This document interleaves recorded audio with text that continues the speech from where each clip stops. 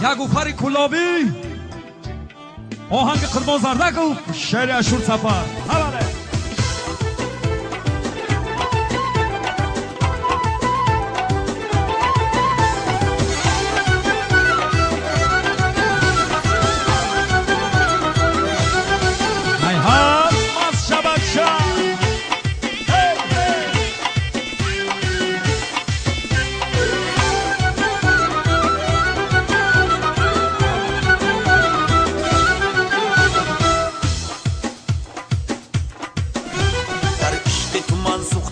این را تو ندانستی وای دو غزلت گفتم این را تو ندانستی در عشق تو من سوختم این را تو ندانستی وای دو غزلت گفتم این را تو ندانستی از کوچه ما باره خندیده گذر کردی از کوچه ما باره خندیده گذر کردی مامی جراحت روفتم این را تو ندانستی مامی جراحت روفتم این را تو ندانستی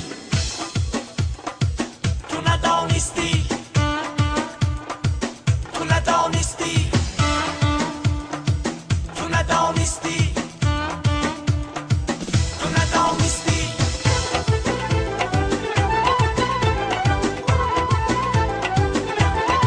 بله بله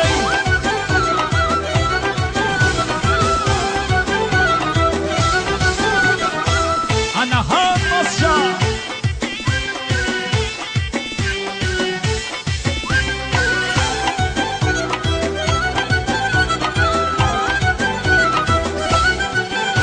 در عشق و وفا اول من خام بودم بسیار در عشق و وفا اول من خام بودم بسیار امروز ولی پخته این را تو ندانستی امروز ولی پخته این را تو ندانستی در عشق تو من سوختم این را تو ندانستی وای دو غزلت گفتم این را تو ندانستی